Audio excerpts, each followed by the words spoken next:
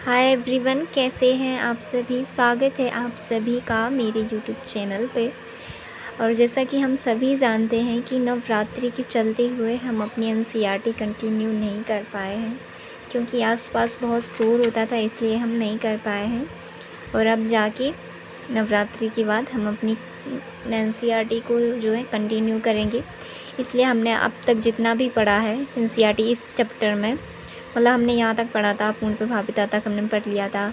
या मेरे साथ जो भी पढ़ता है तो वो अपनी पहले जो हमने पढ़ा है पहले उसको कंप्लीट कर ले, यहाँ तक एक बार ऐसी रैंडमली पढ़ ले, फिर यहाँ से उसे पढ़े तो हमारा लगेगा हमें कि शायद हमने साथ साथ कवर कर लिया है। फिर उसके बाद हम यहाँ से अपनी सहप्रभाविता को पढ़ेंगे। जैसा कि इसमें लिखा है कि अभी तक हम चर्चा कर रहे थे उन संकरणों क्रॉसों की जहाँ F1 में दो जनकों में से किसी एक से मिलता था प्रभावी या मध्य लक्षणों वाला अपूर्ण प्रभाविता। सहप्रभावी ऐसी घटना है जिसमें F1 पीढ़ी दोनों जनकों से मिलती जुलती है, जिसमें F1 पीढ़ी जो होती है दोनों जनकों से मिलती जुलती है। मतलब इसका एक अच्छा उदाहरण है जो मानव में AB और रुधिर वर्ग का निर्धारण करने वाली विभिन्न प्रकार की लाल रुधिर कोशिकाएं जो होती हैं वो AB और रुधिर वर्गों का नियंत्रण जीन जो होता है आई जीन करती है। लाल रुधिर कोशिकाओं की प्लाज्मा झिल्ली में सतह से बाहर निकलते हुए शर्करा बहुलक होते हैं। इस बहुलक का प्रकार क्या होगा, यहाँ इस बात का नियंत्रण जीन आई से होता है। इस जीन आई के 3 अलील IA, IB और स्मॉल आई होते हैं। अलील IA जो होता है और अलील IB कुछ विभिन्न प्रकार की शर्करा का उत्पादन करते हैं, और अलील स्मॉल आई जो होता है वो किसी भी प्रकार की शर्करा का उत्पादन नहीं करता है। मानव जीन जो होता है द्विगुणित होता है, इसलिए प्रत्येक व्यक्ति में इन 3 में से 2 प्रकार के जीन अलील होते हैं, IA, IB और या तो IA होगा IB होगा, तो IA के ऊपर पूर्ण रूप से प्रभावी होते हैं। जैसे कि इसमें लिखा है, उसने बोला है कि मानव जीन द्विगुणित होता है, इसलिए प्रत्येक व्यक्ति में इन 3 में से 2 प्रकार के जीन अलील होते हैं, IA और IB, और तो I के ऊपर पूर्ण रूप से प्रभावी होते हैं। अर्थात जब IA और स्मॉल I विद्यमान हो तो IA यानी कि अभिव्यक्त होता है, यानी कि IA के साथ I होगा तो A वाला हमारा प्रभावी है, और जब IB के साथ I आएगा तो केवल IB अभिव्यक्त होता है। स्मॉल I तो शर्करा बनाता ही नहीं है। जब IA और IB दोनों उपस्थित हों तो ये दोनों अपने अपने प्रकारों की शर्करा की अभिव्यक्ति कर देते हैं, यानी कि ये दोनों जब उपस्थित होते हैं तो दोनों अपने अपने शर्करा की अभिव्यक्ति कर देते हैं, क्योंकि ये शर्करा का उत्पादन करते हैं। और जबकि यहाँ लिखा है कि I जो स्मॉल I है, A वाला I स्मॉल, ये किसी भी प्रकार की शर्करा का उत्पादन नहीं करता है, इसलिए प्रभावी नहीं हुआ। यह घटना ही सहप्रभाविता है। इसी कारण लाल रुधिर कोशिकाओं में जो A और B दोनों प्रकार की शर्करा होती है, 3 विभिन्न प्रकार के अलील होने के कारण इनके 6 संयोजन संभव हैं, यानी कि 3 प्रकार के अलील हैं इनके, तो इनके 6 संयोजन बनेंगे। इस प्रकार AB और रुधिर वर्गों के 6 विभिन्न जीनोटाइप होंगे। और फिनोटाइप कितने होंगे यहाँ पे इसमें बताया होगा। जनक A अलील जो है IA, IB, इनके 3 दिए हुए हैं, IA के IB के, अब इसने यहाँ पे बनाए हुए हैं दोनों मिला के, यानी कि IA के साथ जनक दूसरा हमारा है IA, तो IA के साथ IA ही बनेगा, और IA और IB होगा दोनों, तो IA भी प्रभावी है और B भी प्रभावी है, तो दोनों आ जाएंगे। B ही है ना यहाँ पे, हाँ B ही है, यहाँ पे B प्रभावी है।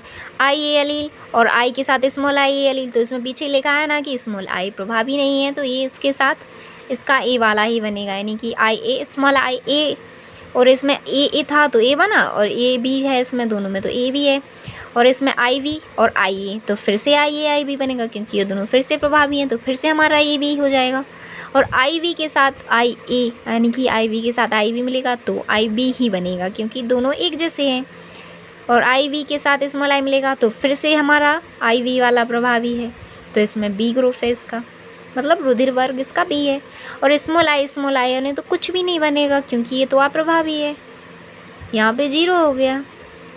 ये इसके लिखे हैं कि A प्रभावी तो A बनेगा, AB प्रभावी है तो A भी बनेगा, IA और IA तो 0 के साथ इसका A बनेगा तो इसका A प्रभावी है। इसमें B और A के साथ इसके दोनों प्रभावी A भी बनेगा, इसमें बी और बी दोनों हैं तो इसका बी ही रहेगा, बी और स्मॉल आई बनेगा तो इसका 0 हो गया, इसका बी है तो इसका बी प्रभावी होगा, इसमें दोनों में 0 है तो इसका 0 हो गया। यानी कि संतति में रुधिर वर्ग का निर्धारण A B B B O है। आप ये भी समझ गए होंगे कि ए बी ओ रुधिर समूहन जो बहु अल्लील यानी कि मल्टीपल अल्लील का अच्छा उदाहरण है, प्रस्तुत करता है। आप देख सकते हैं कि यहाँ पर 2 से अधिक अर्थात 3 अल्लील एक ही लक्षण को नियंत्रित करती हैं, यानी कि यहाँ पर 2 से अधिक अर्थात 3 अल्लील एक ही लक्षण को नियंत्रित करते हैं, क्योंकि एक व्यक्ति में 2 ही अल्लील विद्यमान रह सकते हैं। क्योंकि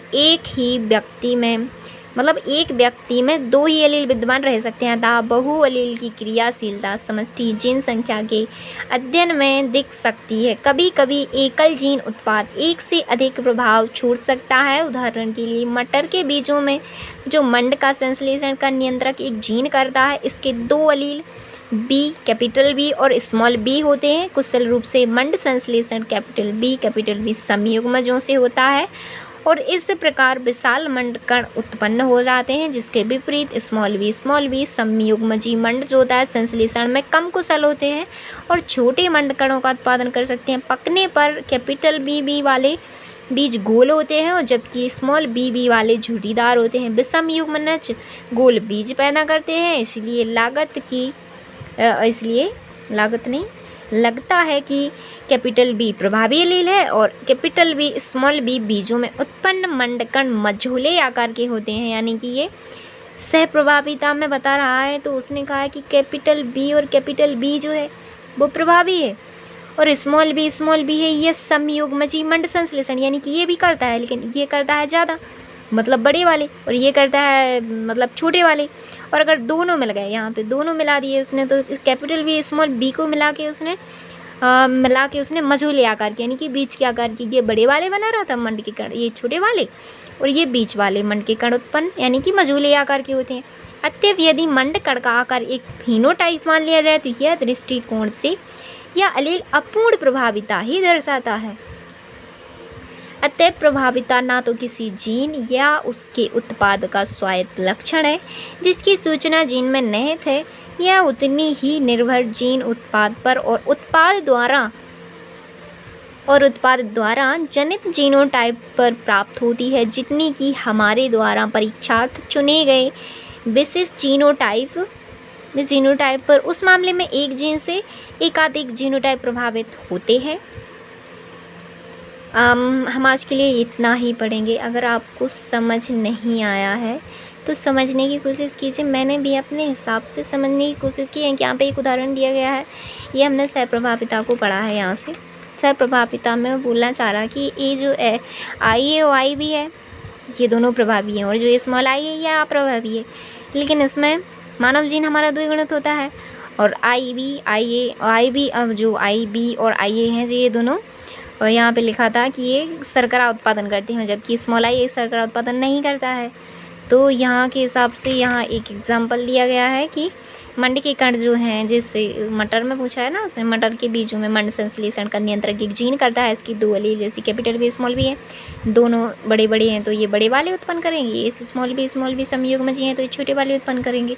और जो कैपिटल बी स्मॉल बी है ये दोनों मझोले आकार की यानी कि सह प्रभावित यानी कि साथ साथ प्रभावित कर दिया उसने, यानी कि यहाँ पर लिखा है कि दृष्टिकोण से यह अलील अपूर्ण प्रभाविता ही दर्शाता है, यानी कि दृष्टिकोण इसका अपूर्ण प्रभाविता ही जैसा है। ऐसे धीरे धीरे समझ सकते हैं। यहाँ पे ये भी कठिन नहीं है, यहाँ पे एक जनक है, 2 जनक है और संतति का जीनोटाइप यानी कि जो लक्षण हम देख नहीं सकते अपनी आँखों से, वो हमें जीन के द्वारा ही पता चलते हैं, वो लक्षण है। यहाँ पे कि आई और आई को मिलाएंगे तो क्या बनेगा, ए और ए है तो दोनों ए दोनों प्रभावी हैं। ए आई ए और जो बी है इसके साथ ए और बी मिलाएंगे तो ए भी बनेगा, जाहिर सी बात है। ए के साथ हम जो 0 वाली आई है इसको मतलब ये अप्रभावी है, इसका कोई असर नहीं है जीन पे हमारे, तो आई ए के साथ इसको लगा देंगे तो आई ए ही ग्रुप बनाएगा ना, ये एक रुधिर वर्ग ए ही बनाएगा। और बी वाला ए के साथ ए बी बना लेगा, वी वाला बी के साथ बी ही बनाएगा और बी वाला आई के साथ स्मॉल आई के साथ क्या बनाएगा, कुछ भी नहीं, बी बनाएगा अपना खुद का। और स्मॉल आई दोनों पे कुछ ही नहीं है, यानी कि ये 0 है, यानी कि इसका रुधिर वर्ग 0 वर्ग है। तो तो यहाँ तक हमने अभी पढ़ लिया है। हम 2 जीनों की वंशागति अलग से पढ़ेंगे क्योंकि हमारा एक एक टॉपिक ज़्यादा इम्पोर्टेंट है, हमें एक एक टॉपिक ही कवर करना है। So thank you. यहाँ से हम अगले पार्ट में पढ़ेंगे।